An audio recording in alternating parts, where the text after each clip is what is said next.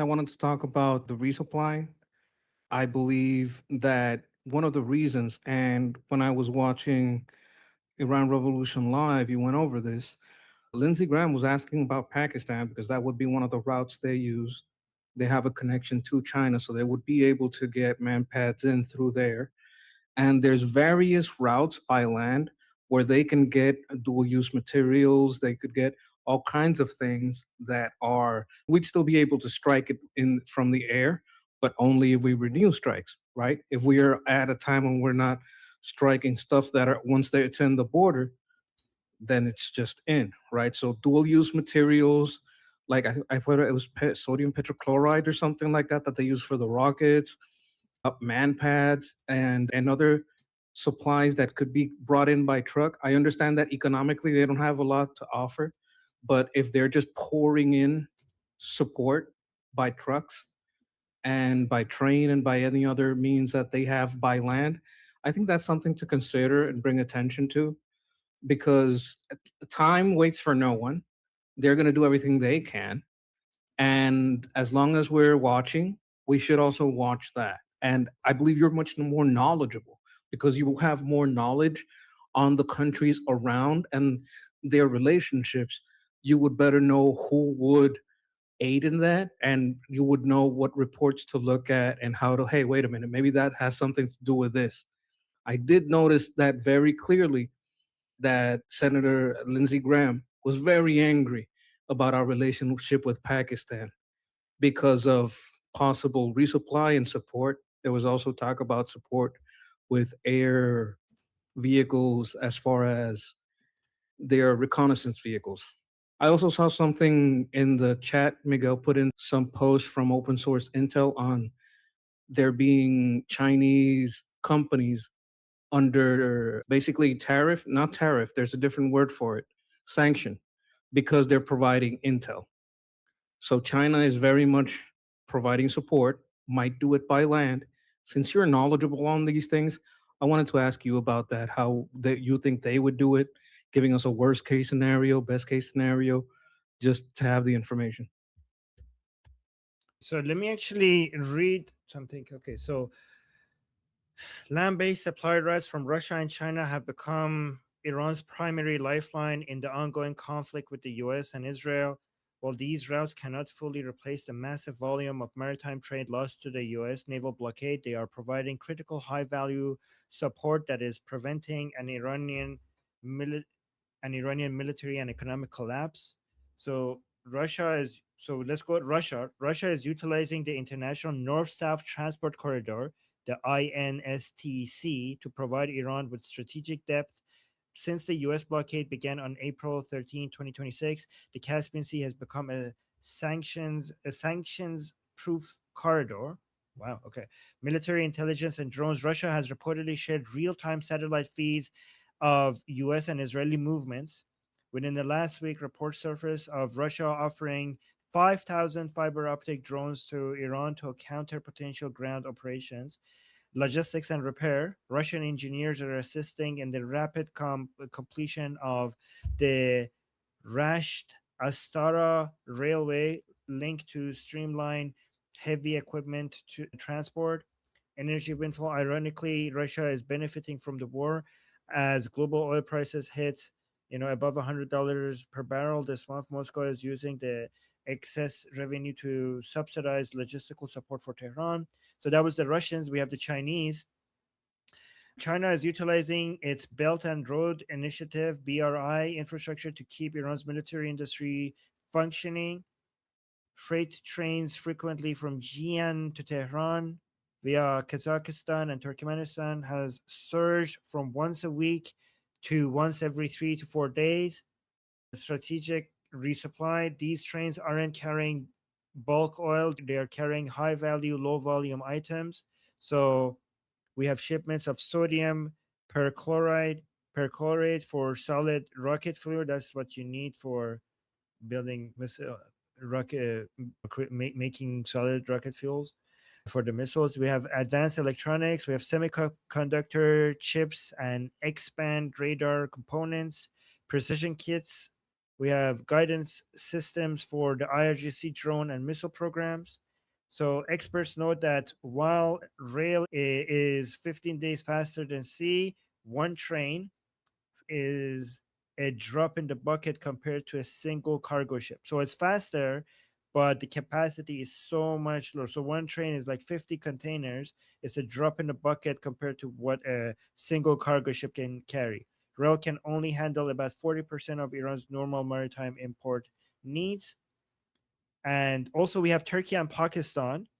So so this is mostly economic though.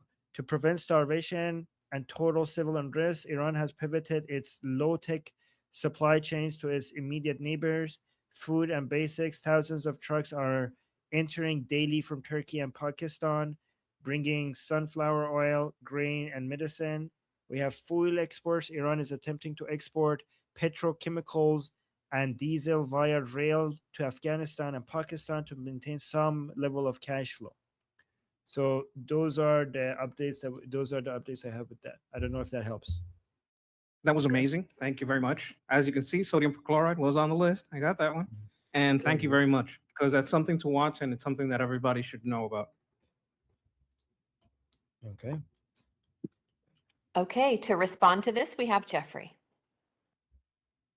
Very good list and rundown. It ultimately underwrites the observation prior to the onset of the most recent US and Israeli operations against the Mullah regime, which underwrites in part why we did that. And we're doing this, which is when you have a pseudo-theologically motivated actor like the Mullah regime, which is why President Trump said if they get nuclear weapons, they'll use it in an environment that increasingly selects or supports proliferation, it doesn't matter. It matters, albeit in the short term. Ultimately, though, just destroying the Mullah regime's traditional approach towards obtaining fissile material is not going to result in the regime not getting nuclear weapons. The ultimate goal to ensure the only way you can ensure the regime doesn't get nuclear weapons or weapons of mass destruction, alternative ones like advanced bioweaponry, which is something else that can be on a train very easily, is that the regime has to fucking die. The regime has to go, period. Not maybe, not. That's why Donald said what he said. That's why we carried out the strikes we did. That's why when people ask, why do we have to do this versus, say, Putin's criminalized counterintelligence data, the Chinese Communist Party, they have greater relative comprehensive national power. Okay, so outside of the fact that they're all tied and coordinating with each other, it's that the Mullah regime is unique in the threat it poses because of the pseudo-theological nature that defines its motive. This isn't like fighting Soviet era Moscow.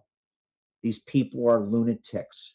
They frame their position metaphysically. It's not like it's not like fighting the Soviet Union where you can hold Moscow in some cases hostage via mutually assured destruction and in some ways deter them. These people are like, they view they frame their gain or loss metaphysically. They have to go. That's why Donald said what he said today. That's why you played it. That's why we had to strike. And all these people that are bitching, whining, and moaning about it, like, oh my God, why do we do that? That's why we had to do that. You know this more than most people from personally, Armin. The Mullah regime would burn Iran down to the ground if it would bring in the 12th Imam. That's not the statement of a rational actor. Sketch brought up a really good point with regards to those alternative land routes, and you did a good rendition of what operationally it represents. I'm saying, even from a broader geopolitical and geostrategic perspective, why the regime has to go and why those kids who protested the Mullah regime not only are protesting to liberate Iran in their own way to try and save the world. Yeah, it was very powerful. Thank you, Jeffrey. That was really well said. Next to respond, we have Miguel. Someone mentioned saying that Trump doesn't understand that the regime is insane, but I think he does. But the problem is, like I suggested mentioned earlier, that the United States politicians or institutions are captured by Islamists. They don't care. They are basically in the coattails for Islamists. That's the problem. That's what Trump is facing. Even though Trump knows that the Islamic regime is insane, the problem is that the rest of the country don't care. The politicians, especially in the Democratic Party, don't care because they love Islam. They are rooting for Iran to win. Nick Fuentes, for crying out loud, he's wanted Iran to win. He wants to shut the administration down because we're a bunch of Zionists. He wants us. They want us to fail. They want us to fail because they see the Islamists as Browns, the oppressor-oppressed category. This is what we're dealing with. I think that I'm trying to reiterate this, that we are fighting an uphill battle, not just with the RGC themselves, but within the country that's captured by RGC propaganda and money and all that. It's a massive network. And like I was saying now, the open source intel about the Chinese giving intel, it's no surprise. In fact, the Russians have also been given intel to the RGC to strike our targets throughout the region. So, and they've also been supplying them weapons and equipment. And so, in fact, it was believed that the F-16 that was shot down before the ceasefire was by a manpad that was probably handed to them by either the Chinese or the Russians. And that's no surprise to me because Iran, it gives that influence in the Middle East that China and Russia needs because obviously they want leverage. If they want to emerge as a superpower, they need to have leverage in a lot of places. This is one of the reasons why Trump's strategy is to basically take away the influence that China and Russia has. One of his big moves that he did earlier this year was moving Maduro out of power. And he has the Venezuelan government to basically align with the United States now. And the reason why, because the Chinese was actually planning to meet up with Maduro later that day before he got nabbed. And it was going to plan to set up a military base in Venezuela, which would have put their ballistic missiles and other assets in basically right out that back door, like what happened during the Cuban Missile Crisis. That would have been the Cuban Missile Crisis 2.0 if that would have happened. Mind you, Venezuela has a lot of oil reserves, even though they can't really pump as much oil as Norway would. But that gave Chinese a lot of leverage. The thing about Iran has that gives Chinese leverage is the fact that it gives them cheap oil. They can bypass the blockade, the sanctions that the United States will put on China if China decides to invade Taiwan or attack Japan and South Korea. Because that's Taiwan's strategy to take Taiwan eventually. But if the Saudis, the Gulf states decide, we're not going to give you more, sell you oil anymore since you're attacking Taiwan, well, China won't give a crap because they can pretty much get oil from Venezuela, Iran, and Russia and still continue the war machine. So basically cutting off the Venezuelans and Iran from China basically loses their ability to conduct war the way they want to. That's the strategy over the long-term strategies, reestablishing American dominance, American hegemony. That's what Trump is trying to establish. But of course, he's met with opposition because the opposition that's pretty much makes up the left and now elements of the right, they want America to fail. They want us to share the global powers with China, with Russia, and the Islamists. No, if you have a multipolar world, it's going to be more unstable. It's going to be more chaotic. It's going to be a lot more dangerous for travel, for shipping, trade, and even economic stability. The reason why became such a powerhouse it was because the United States was a global hegemon and maritime power, the ability to control shipping lanes all around the world or so. Iran has been testing that by attacking the Strait of Hormuz or so. And of course, the United States eventually is going to have to respond by hopefully decimating the rest of the regime because this cannot continue. If the left wins and they basically force Trump to fail, if now there's other countries going to be like, we can also control these shipping lanes too, and basically tax and squeeze the hell out of anybody we want. And that's not good because that basically screws over trade and destroys our economy. This is also in our vested interest because if the economy in Europe and East Asia, which depend on oil in the Middle East, fails, the bonds, the debt bonds that they hold would basically be sent back to the United States and to crash our dollar and destroy our way of life. This is what people don't understand. This is a much greater existential threat to the United States than most people realize. If the global economy is tied together, so one fails, it drags everybody else down, like what happened in 2008. So when one thing I want to say, I think the global economy is actually a lot more resilient, and it could actually stand a lot more pressure than people give it credit to. If you say 2008, look how fast the global economy recovered from the 2008 collapse, right? And I think, look at COVID. It's really hard to do more as significant as the damage to the global economy as something like COVID. And look how fast we recovered from that, right? So every time one of these crises has happened and when you're in the middle of it, it looks like the whole world is about to collapse.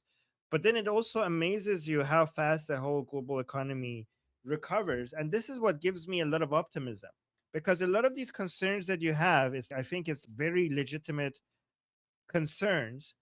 But what gives me optimism is the markets. And I think that we have basically the markets, and then we have the battle of ideas, and then we have the battle within the markets. And I think they're so complementary and they adjust each other.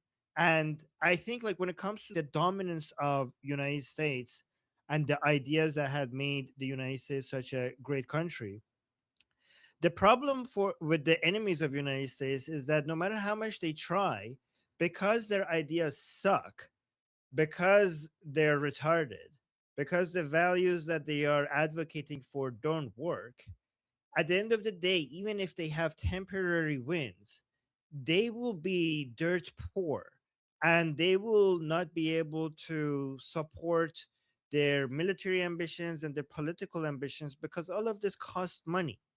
And the values that they advocate for keeps them poor, and the values that America has makes America rich. So even when these people work against America and try to attack it, and sometimes they have temporary wins, at the end of the day, they have this self-destructive mechanism within themselves because of the ideas that they advocate, that it makes they themselves their worst enemies. So it's true that we're trying to fight against them, but they are also fighting against themselves, which makes us very lucky. The values and the ideas that they have means that they cannot be strong for long, and they're actually helping us in bringing them down because of the inherent flaws within the values that they support. And this is why, even though we need to be supporting Israel and United States and classical liberal values, one advantage that we have is that these values support themselves as well, because they just work. And because they work, they make money, they're good for business. And when they make money, means that all the systems that they promote end up getting funded. And then you have this self-correcting, self-growing loop that you get up entering in, and everything just grows. This is why I think it's not just activism and promoting the right ideas. Just winning economically is very important, because if you were in Berlin, okay, in the middle of the Cold War, but you might have so many articles telling you why communism is good, and many other articles telling you why communism is evil and capitalism is the way to go. All right. But at the end of the day, the people who are in Berlin, they might not read those articles, they might not read those books, they might not go into those lectures, but because capitalism works, they could just see that that you just rather live on the west side of the wall. Okay, no amount of books and articles and lectures can show to you which idea is superior by just looking at what side of the wall you rather live in. No amount of lectures and activism and advocacy can convince you that everything is going well when your fridge is empty. This is the war between the fridge and the TV. In Soviet Russia, the TV was telling you that everything is going well, but the fridge was telling you that it's not. The fridge was empty. So within the battle between the TV and the fridge always wins over the TV because people can see that the fridge is empty, right? So this is why we're on the right side of things. But yeah, go on. Yeah, so I want to add one more thing. The thing about Western values, it has basically stand the test of time that lifted more people out of poverty.